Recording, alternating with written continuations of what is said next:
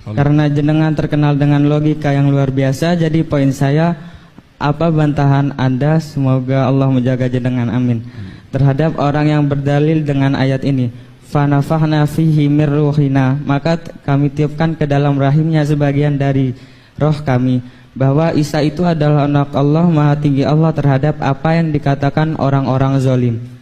Kami berharap jenengan berkenan memberikan penjelasan tentang hal tersebut. Terima kasih, syukron. Itu sebetulnya nggak perlu dijawab ya, karena memang itu sudah jelas. Ini yang depan-depan kan banyak penghafal Quran. Jadi kata roh itu diulang beberapa kali. Dan itu tidak hanya tentang Isa. Ya, tidak hanya tentang Isa. Misalnya ada ayat wa kadzalika auhayna ilaika ruham min amrina.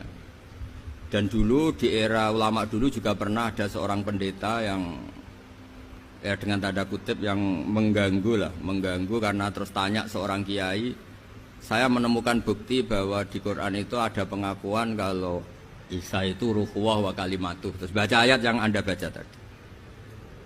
Terus kenapa yang kau akui hanya Isa? Kalau kata itu juga pernah dipakai Allah untuk Nabi Adam. Nabi Adam juga diistilahkan wa nafakhtu fihi birruhi. Anda hafal Quran enggak? Kalau enggak berarti enggak keren kayak saya. Maksud saya bilang santri Anwar kan se-alma mater. Lah, adu kerennya di poin. Kalau Anda hafal Quran pasti kayak saya tahu kalau kata roh itu penggunaannya tidak hanya tentang Isa.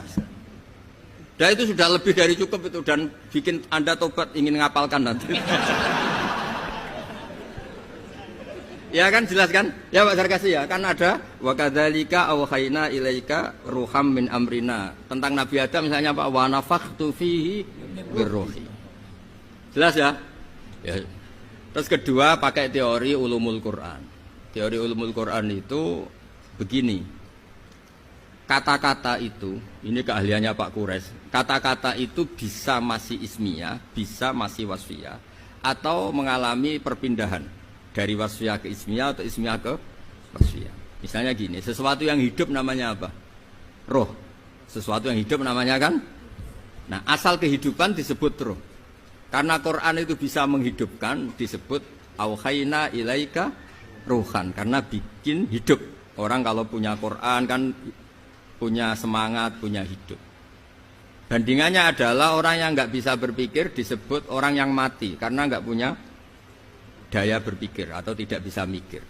Sehingga orang yang pinter, istilahnya Quran, liyahlika man halaka am bayinati wa yahya man hayya am bayinah. Jadi kalau orang nggak pinter itu disebut mati, karena wujuduhu keadami. Dan itu Anda harus ngaji seperti itu. Nah, sehingga istilah-istilah itu ya normal saja, karena Adam dikasih kehidupan, Nabi Isa dikasih kehidupan, dan Quran bisa menghidupkan kita dengan pencerahannya, semuanya itu disebut roh. Jadi istilah roh itu udah harus yang Anda bayangkan terus begini, terus kayak apa, itu ya biasa aja, karena tadi ada lafadz yang nggak lepas dari makna wasfiyahnya.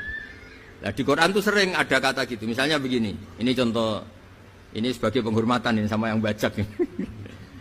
Saya beri contoh, Quran itu dikatakan apa? Quran, karena makruh dibaca kan. Tapi ada istilah lagi hamim wal kitabil mubin, karena maktub. Quran kan ditulis, maka diistilahkan apa? Kitab. Tapi Quran juga punya fungsi memisahkan hak dan batil, disebut furqan. Wa ma anzalna ala abdina yaumal furqan yaumal taqal. Nah, karena furqan itu makna wasfiyahnya itu memisahkan antara hak dan batil, maka Taurat pun pernah disebut sebagai furqan. Walaqad ataina Musa wa Harunal furqan. Itu bukan furqan yang kayak Quran kita, tapi ya Taurat. Karena dengan makna wasfiyah itu sama. Taurat ya bisa misahkan hak dan batil, Quran juga misahkan hak dan berarti yang seperti ini itu pakai makna apa? Wasfiyah istilahnya. Makna asal usul. Malah kepinteran kok enak nerangno iki malah ribet.